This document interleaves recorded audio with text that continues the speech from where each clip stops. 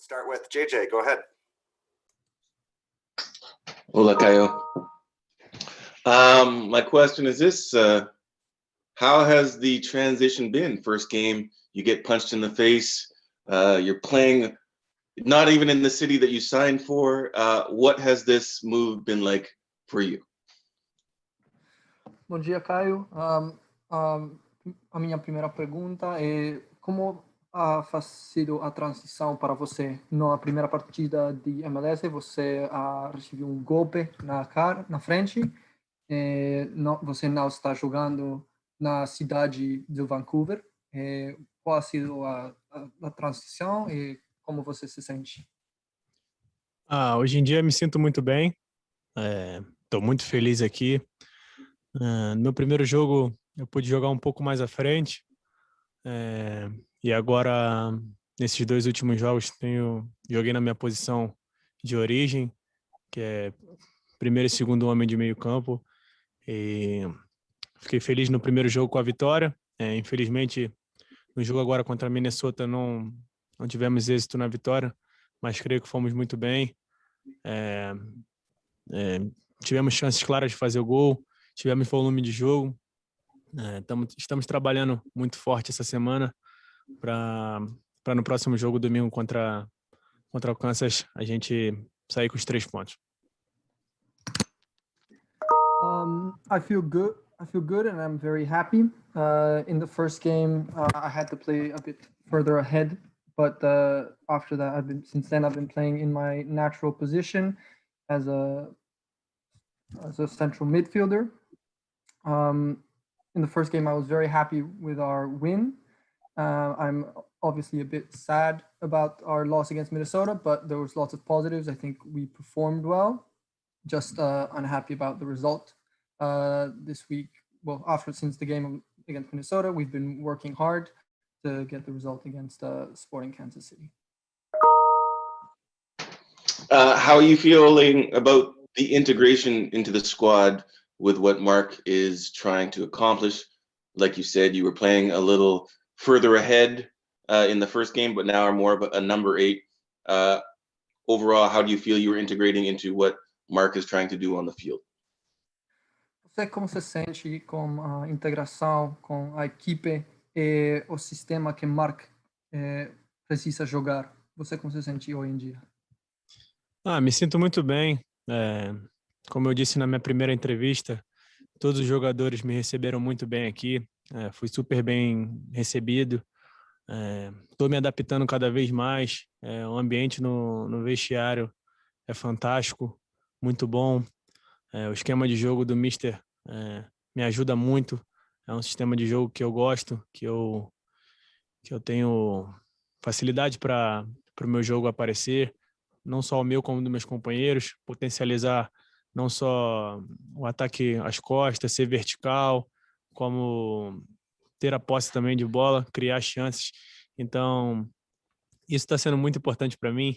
Como eu disse, é um desafio muito grande na minha carreira e graças a Deus eu tô podendo agarrar essas oportunidades com unhas e dentes, fazendo bons jogos e trabalhar muito forte, porque o que mais importa para mim é a vitória da equipe, e na equipe ganhando, eu já me sinto muito feliz.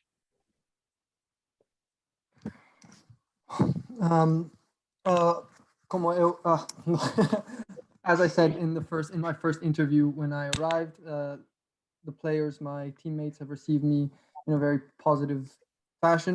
The atmosphere in the locker room is amazing. They've been very welcoming, and that has helped a lot.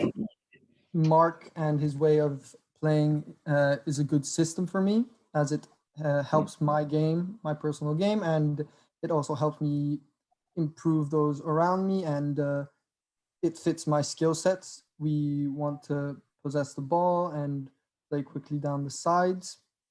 As I said again in my first interview, it was coming to MLS was a big challenge for me, and it was one that I was really up for. And every day I keep working very hard so that the most important thing, which is results for the team, come our way. Gracias, Caio. You're welcome. Thank you, JJ. We'll go to Corey. Thank you so much for joining us, Caio. Quick question for me, a little bit of a two-parter. How important is it, especially on the road, to bury your chances? And yes, you guys did create a lot of really good chances, which is a lot better than being a bit worried about creating the chances to begin with. But how important is it, do you think, to bury those chances, especially on the road here with 2 games left before a very important break? Bom, Caio, a pergunta é quando você joga de visitante, que tão importante é marcar as oportunidades que a equipe consegue. Na partida contra o Minnesota, vimos que a equipe jogou melhor, mas não posso anotar um gol. Que tão importante é aproveitar as oportunidades, em particular, quando a equipe joga de visitante? Creio que não só como visitante, como mandante também. As primeiras chances do jogo a gente tem que ser letal, tem que finalizar a jogada em gol, tem que tentar abrir o placar, tentar manter o resultado, porque quando se sai na frente numa partida, creio que você joga com mais tranquilidade, você joga mais solto, a equipe consegue fluir o jogo melhor. Então, creio que a gente se cobrou bastante logo após a partida, a gente ficou bem chateado que o resultado não foi positivo, mas creio que na partida de domingo, as chances que forem criadas para a gente vai tentar ser letal, vai dar o nosso melhor na frente do gol adversário, para que a gente possa sair com um resultado positivo, que é muito importante para a gente, porque a gente quer seguir evoluindo, a gente pensa grande, a gente pensa em chegar em lugares altos dentro da competição, e para você chegar no topo, você precisa ser muito eficiente no que você faz, e a gente vai estar trabalhando bastante, se cobrando, para que dê tudo certo no jogo de domingo, e assim sucessivamente dentro da competição. For us, it's important not only to be lethal away, but also at home. It is very important for us that we take our chances, especially early, as when you're in front early, we can play with more relaxed and hopefully play a more fluid game that suits us more. We were obviously a bit down that we weren't lethal in the match, as it didn't help us get the result. But as I said, we are working very hard for Sunday and working on our how lethal we are in front of goal to get the best result possible in Kansas. The objective is obviously to be one of the top teams, and in order to reach that objective, we have to be lethal and effective on all aspects of our game. Obrigado, Caio. De nada. Thank you, Corey. We'll go one more question here from Max. Bom dia, Caio. In the first series of games you've played, what are some differences you've noticed in the style of play from the Brazilian Serie A to the MLS? Bom dia, Caio. Nas primeiras 2 partidas que você ha jogado na MLS, quais são as diferenças que você pode ver no jogo da Série A ao MLS? Antes de responder a pergunta, quero dizer que eu entendi. É a primeira vez que eu consigo entender o inglês agora dessa pergunta, que foi a diferença entre o jogo do Brasil para o jogo aqui da MLS. Agora, respondendo a sua pergunta, cara, é um jogo muito diferente, sim. É um jogo que aqui é mais corrido, aqui é uma parte mais atlética, mas todas as equipes com muita qualidade, tanto a nossa quanto as outras que jogamos contra, e todas da MLS têm muita qualidade. A gente tem que estar sempre no alto nível, porque as oportunidades dos jogos elas aparecem, e para a gente é de suma importância, como eu disse, ser letal.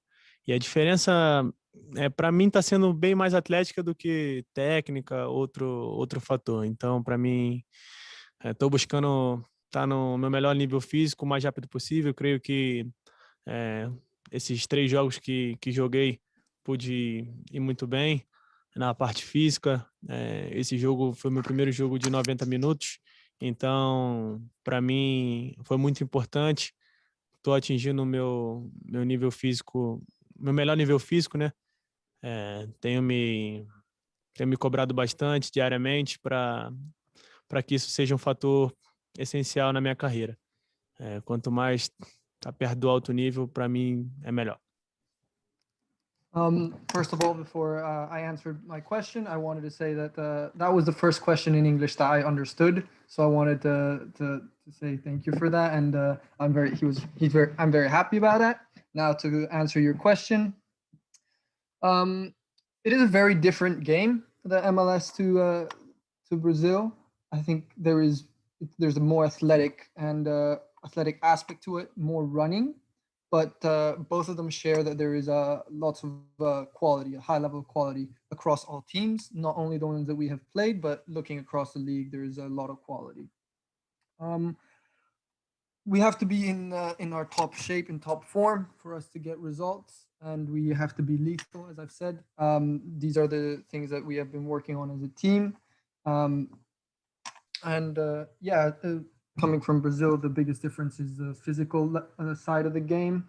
And in my first 90, last game was my first 90, and I feel, and it was really important for me to get to my first, complete my first 90. And we'll keep working on the physical side of my game because if I'm at my top physical shape, I will be at my best on the field. Thank you. Great. Thank you, Max, and thank you very much, Caio. Thank you.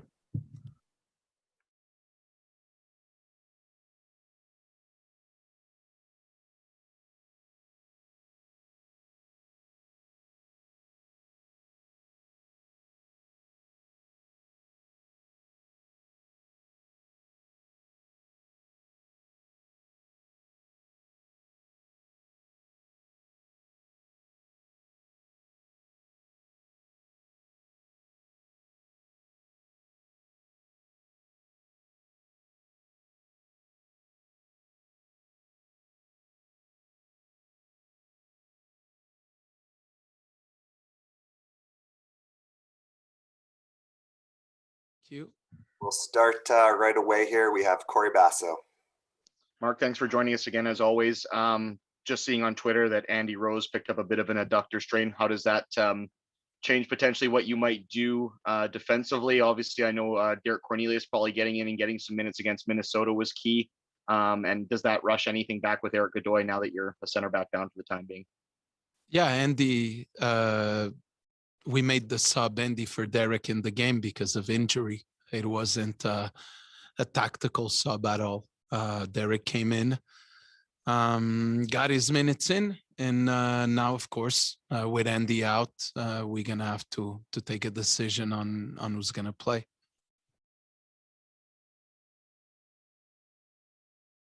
Sorry, Mark. Is Eric Godoy potentially an option? I know you kind of said that, like, if it was an MLS Cup final, that Godoy probably be good to go. But are you still going to be a little bit more patient with him? We might have to be a little bit more patient with him. Thanks, Mark. All right, thank you, Corey. We'll go to Gemma.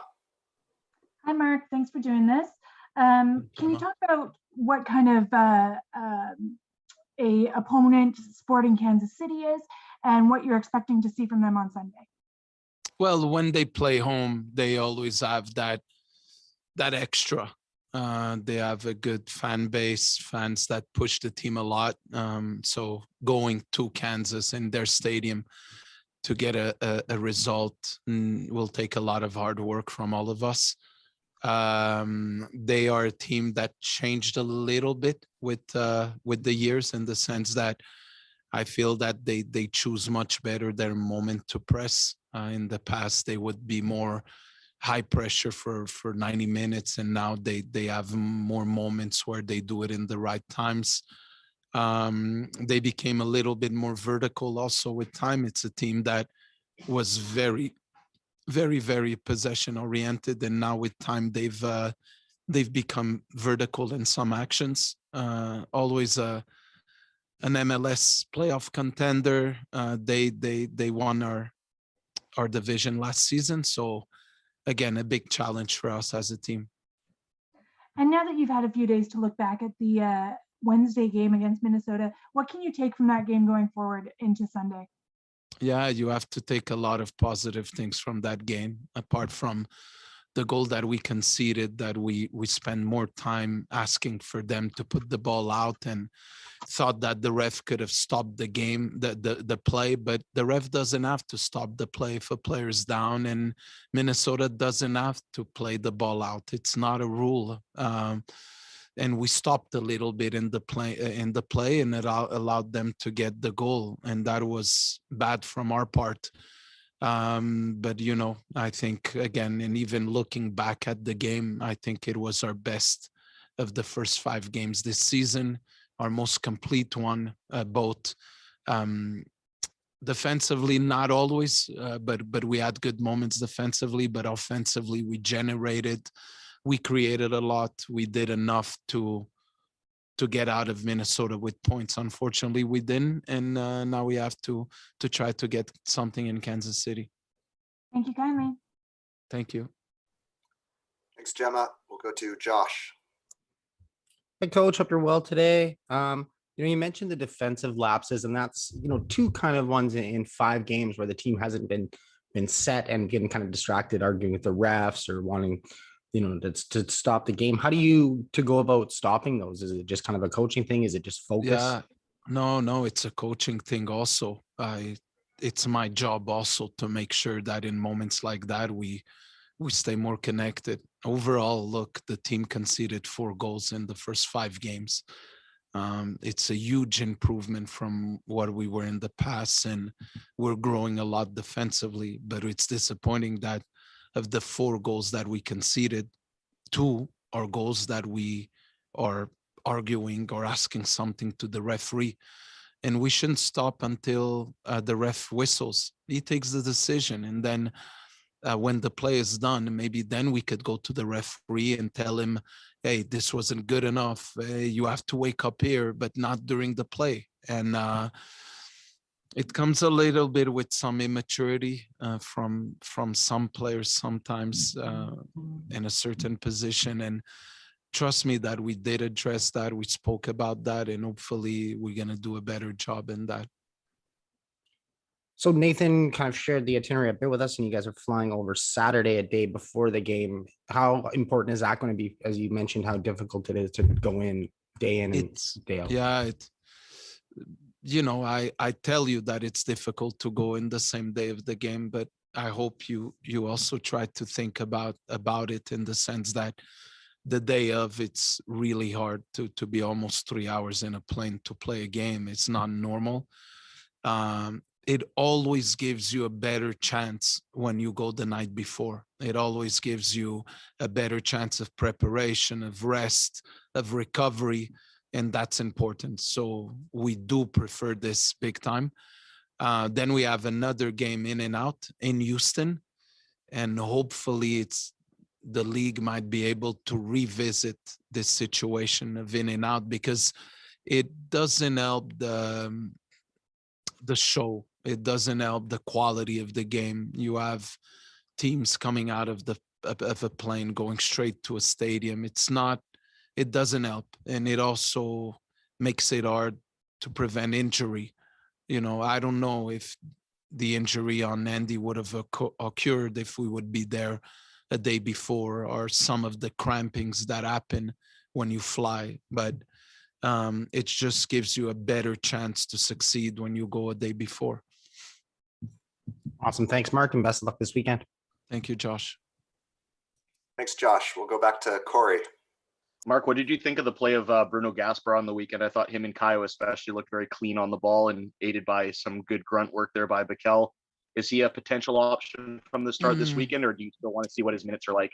No, it might be hard. It might be hard. Again, their preparation wasn't the best one due to the time they were not able to train and had to wait in a hotel room to get back to training. So we're pushing a little bit these guys, and we don't want to risk and then have a longer type of muscle injury. So the chances of Bruno starting in this game are very low.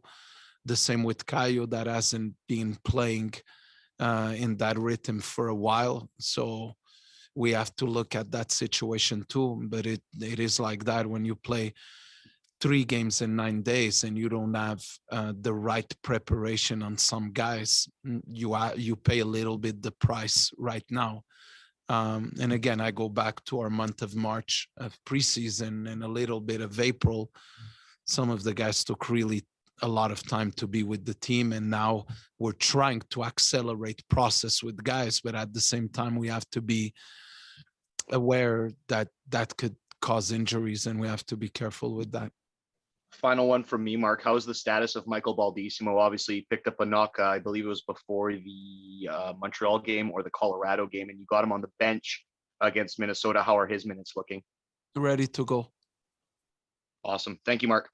Thank you very much.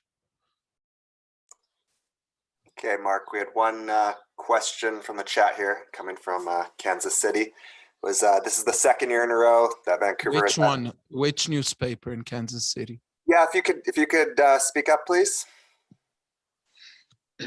Hey, Mark, it's Araceli. It's great to see you again. Hey, nice to speak with you too. I did have a question for you. This is the second year in a row that Vancouver has had to relocate to the States. I'm curious to know what challenges has the team had to overcome compared to last year, and what the mental impacts it's had for the team. It's hard. It's hard because it's a lot of time that accumulates, a distance from your home, distance from your kids, and it accumulates a lot, because going to Orlando was one thing, but then going to Portland and accumulates, and now you're here in Utah. We haven't played with fans for it looks for years now, and away from our stadium, away from our fans, and we play against opponents like we're gonna do on Sunday that have fans. So I think it's a huge competitive advantage, huge one. Ask Peter if he wants to get relocated to Saskatoon and stay there for all season, maybe. Ask him if he wants to do that. You're gonna get a good answer from him. So it's not easy. It's not easy, but we're tough mentally. We're able to endure a lot of things, but it hasn't been easy, and I cannot say that it has been a fun ride. Mm-hmm. Oh, I think you and I both know what type of answer Peter would give, but again, it was great to see you, and can't wait for Sunday. Thank you. Nice speaking with you. Take care. You too. Thank you very much, Araceli, and thank you, Mark. Thank you very much. Thank you. Thanks, Mark. Thanks.